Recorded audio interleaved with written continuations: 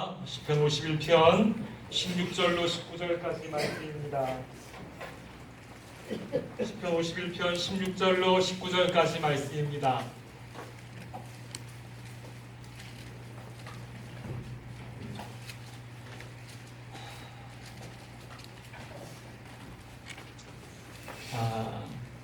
우리 함께 교독하겠습니다. 주께서는 제사를 기뻐하지 아니하시나니 그렇지 아니하면 내가 드렸을 것이라. 주는 번제를 기뻐하지 아니하시나이다.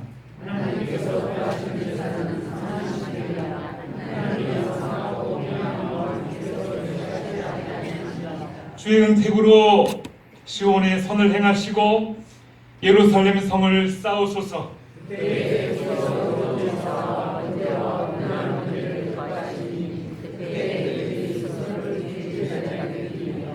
아멘.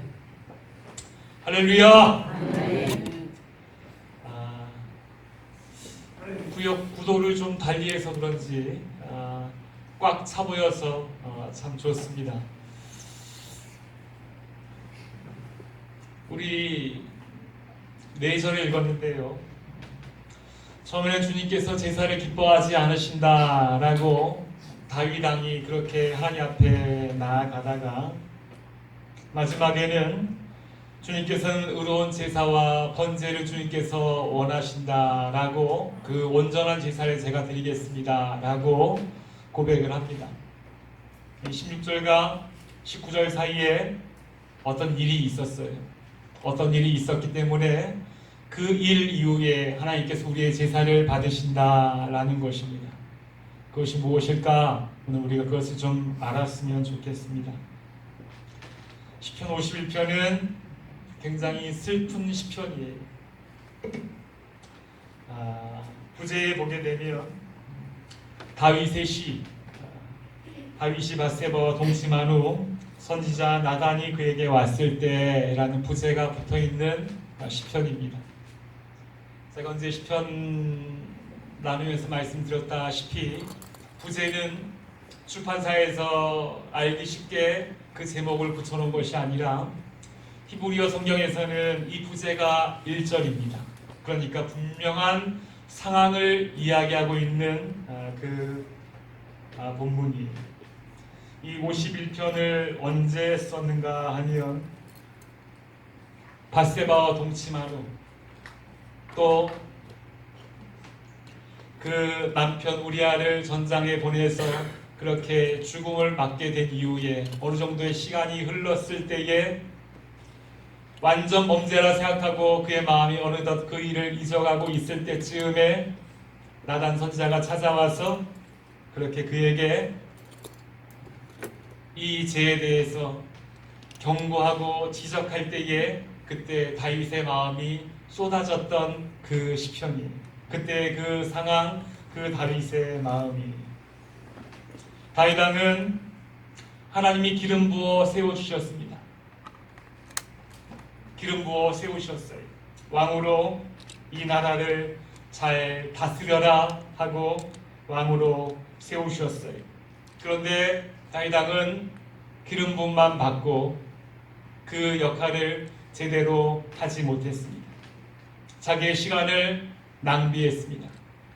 다윗이 밧세바와 동침하는 사건이 일어나는 사무엘서를 보게 되면 왕들이 전쟁하러 나가는 시기에 라고 붙어 있어요.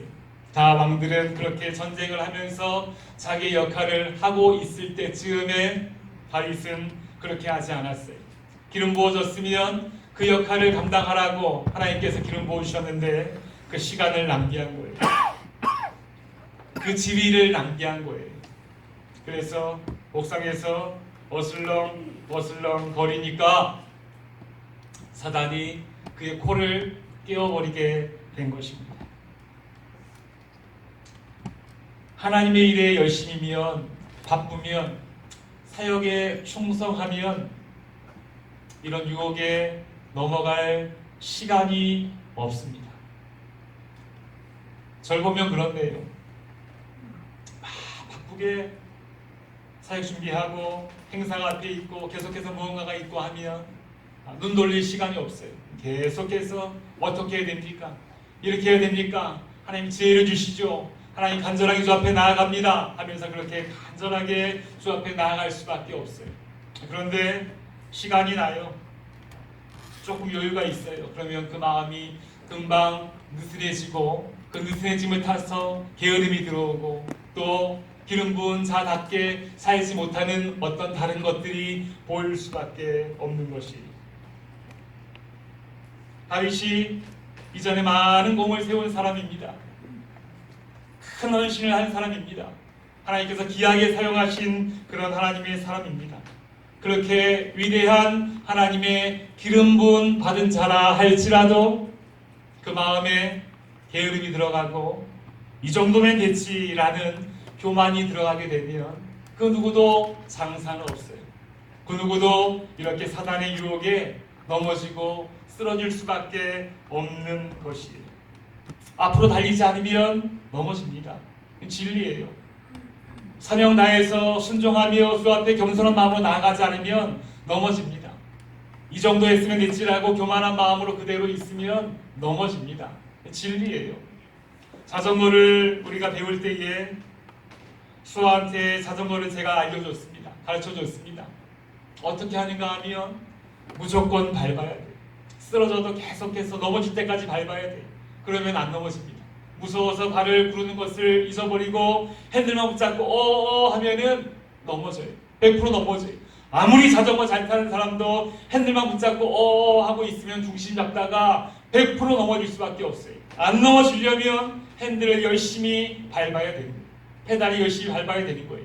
페달 열심히 밟으면 앞으로 가면 안 넘어집니다.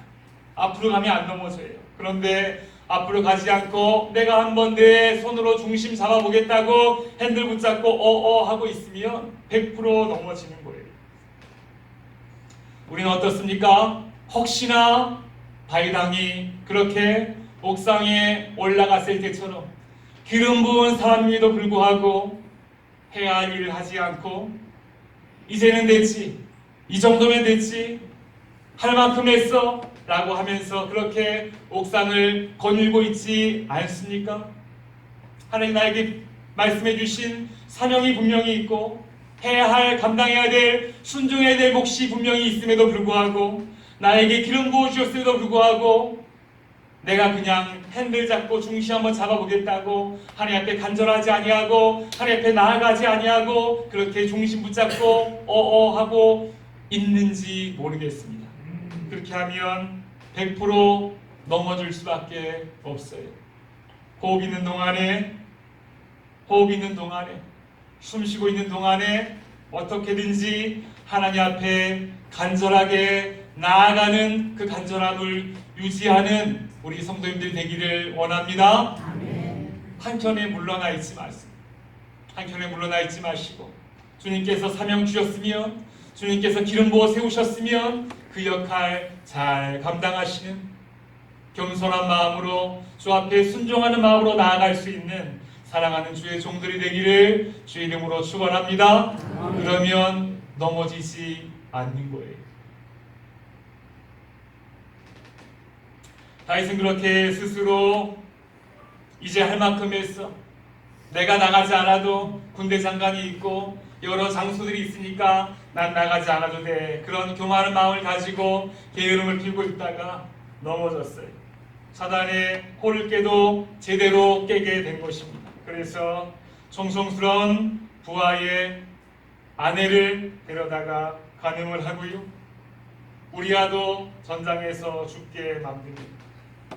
그럴 때에 나단 선지자가, 하나님의 선지자가 하나님께서 보내셔서 다윗 왕에게 와서 그 죄를 책망하게 됩니다. 자, 다윗 왕도 그러하지만 우리도 마찬가지예요. 우리도 온전치 못합니다. 또 넘어질 수 있어요. 근데 오늘 우리가 읽은 말씀에 보게 되면 다시 일어서는 방법에 대해서 이야기해 주고 있어요. 다시 일어서는 방법. 다윗도 우리와 같은 연약함을 가지고 있었지만 이 시편 51편 말미를 통해서 다시 일어서는 그 방법을 통하여 일어섰기 때문에 다윗은 하나님이 참으로 기뻐하시는 사람이다라는 그 칭호를 받을 수 있었던 것이, 그의 인생이 온전하지 못했습니다. 하나님께서 그에게 너는 내 마음에 합한 사람이다라고 이야기했던 것이 아주 높은 왕이었기 때문에, 또 많은 재산을 가지고 있어서 하나님 앞에 한번 제사 드리면 하나님이 흡족하실 만큼의 그 제사를 충분히 드릴 수 있기 때문에, 아니면 이스라엘의 영토를 좀 더 많이 넓혀놨기 때문에 하나님께서 그를 보시고 너는 정말로 내 마음에 합한 사람이구나 라고 그렇게 칭찬하지 않으셨어요. 만약에 그러한 것 때문에, 조건 때문에, 환경 때문에 하나님의 칭찬을 받을 수 있다면 여기 앉으신 분들 중에 왕이 아니기 때문에, 높은 자리에 올라가 있지 않기 때문에 하나님의 칭찬을 받을 수 있는 그 환경을 가진 분은 아마도 아무도 없을 줄 모르겠습니다. 그런데 하나님께서는 어떤 다윗의 외적인 환경, 왕의 자리, 어떤 영토를 넓힌 것, 그만이 할 수 있는 특별한 어떤 것들 때문에 그렇게 다윗을 칭찬한 것이 아니라 바로 오늘 51편의 이 중심 때문에, 다윗의 마음에 있는 이 중심을 보시고 하나님께서 그를 칭찬하시고 기뻐하시고 너는 내 마음에 합한 자다라고 칭찬해 주셨어요. 그렇다면 제사가 제사되게 할 수 있는, 또 하나님이 칭찬을 받을 수 있는, 하나님이 기뻐할 수 있는, 우리도 할 수 있는 다윗이 가졌던 그 중심이 무엇인가?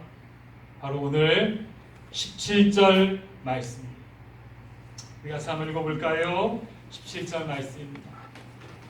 같이 한번 읽습니다. 시작. 하나님께서 구하시는 자는 사랑하시리라.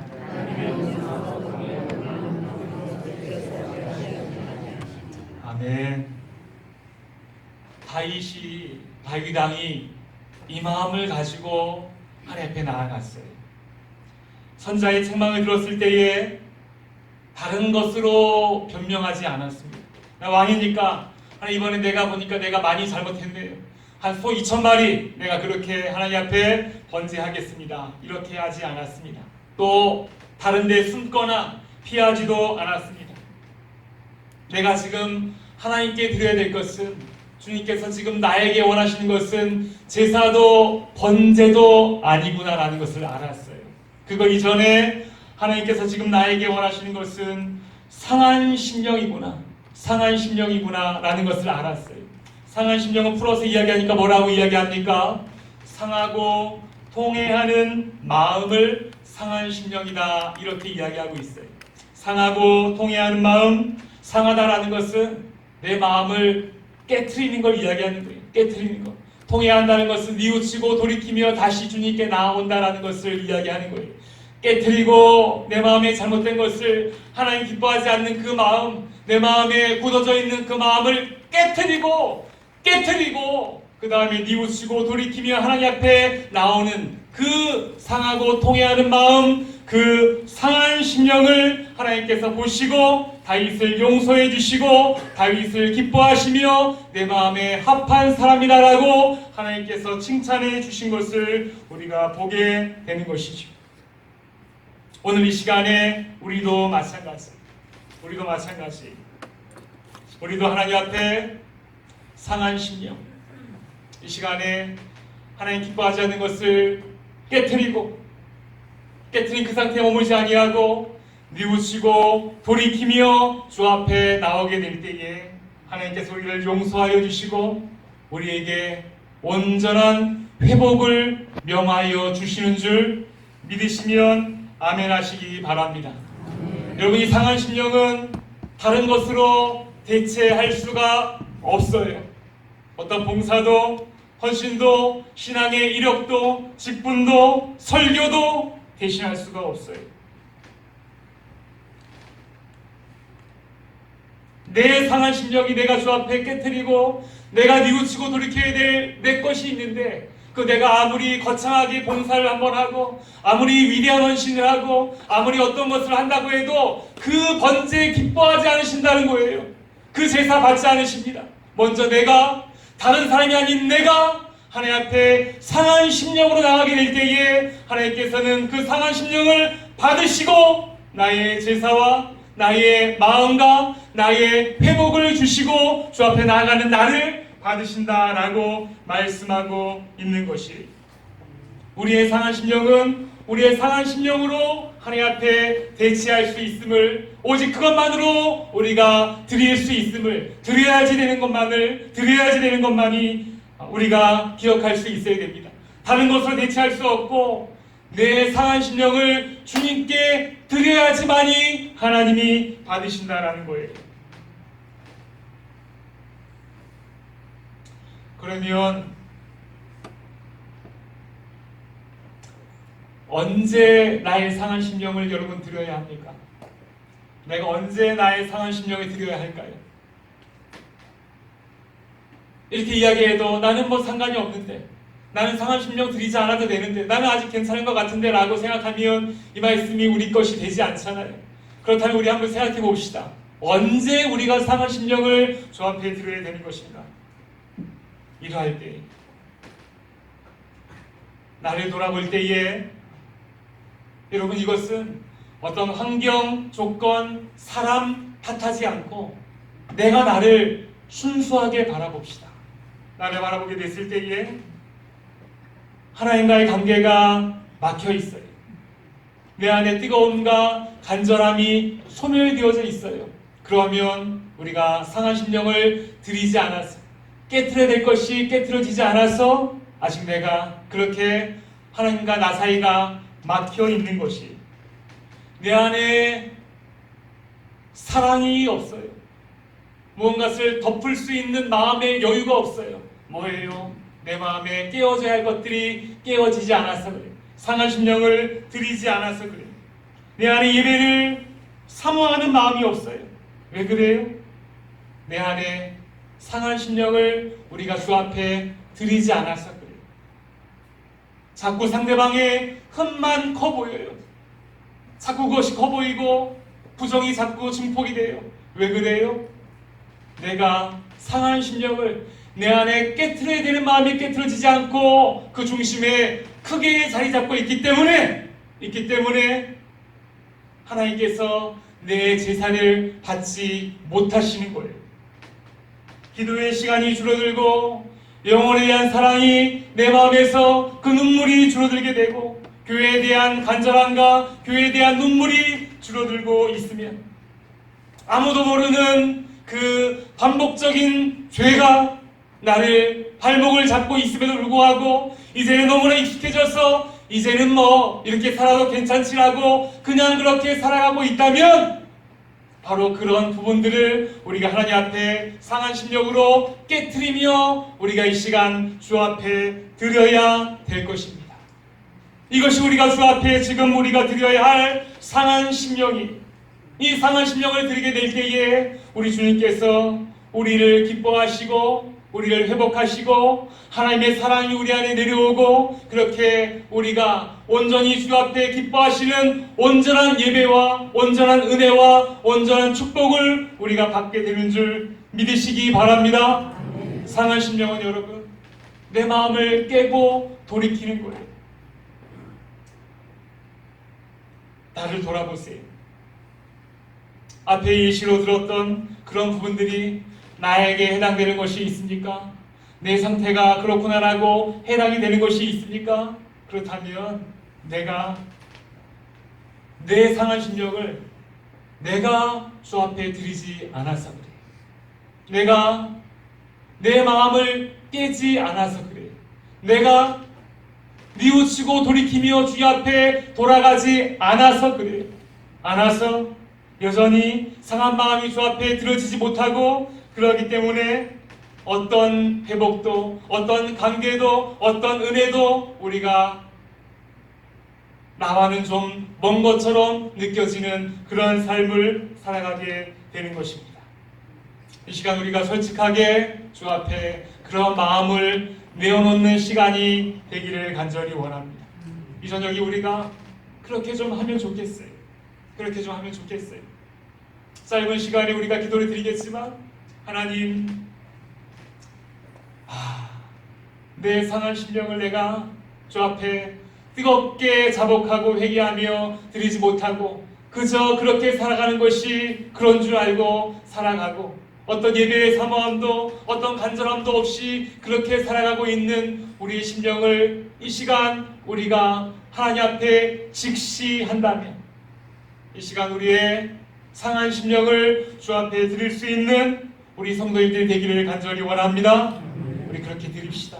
우리가 입을 열어서 이 시간 우리 하나님 앞에 하나님 내 상한 심령을 주 앞에 드립니다.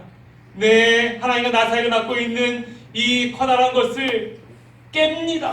그리고 뉘우치고 돌이키며 주 앞에 나가기 원합니다. 오늘 이 저녁에 나를 만져주시고 나를 회복하여 주시옵소서. 그렇게 우리가 주 앞에 나가게 될 때에 우리 주님이 오늘 이 저녁 우리를 만나주시는 줄 믿으시면 아멘 하시기 바랍니다. 우리 그렇게 합시다. 오늘 이 저녁에 다른 거 다 내려놓고 하나님과 나 사이만 바라보고 있는 거예요. 하나님과 나만 바라보고 있는 거예요. 그래서 그 어떤 다른 것에서 조건 찾지 않고 다른 것에서 해결책 찾지 않고 오직 주 앞에 있는 나의 모습, 깨어지지 않는 나의 마음, 뉘우치고 돌이키며 나아가지 않는 나의 마음, 하나님 그토록 원하시는 상하고 통회하는 마음으로 주 앞에 나아가오니 주님 내 마음을 만져주시고 주님 내 마음을 회복하여 주시어서 온전한 회복을 경험하게 하여 주시옵소서. 그렇게 주님을 뜨겁게 만나시는 이 저녁이 되길 바랍니다. 하나님께서 구하시는 제사는 상한 심령이라. 하나님이여 상하고 통회하는 마음을 주께서 멸시하지 아니하시리이다. 여러분 이 말씀 다시 한번 읽어볼까요? 17절 말씀입니다. 다 같이 읽습니다. 시작. 하나님이여 상하고 통회하는 마음을 주께서 멸시하지 아니하시리이다. 우리 주님이 우리가 그렇게 상하고 통회하는 마음으로 나아갈 때에 멸시하지 않으신다는 거예요. 멸시하지 않으시고 나를 만나주시고 기다리시고 내 손을 잡아주실 줄 믿습니다. 여러분 그 믿음 가지고 오늘 이 저녁에 상하고 통회하는 마음으로 주 앞에 나아가길 원합니다.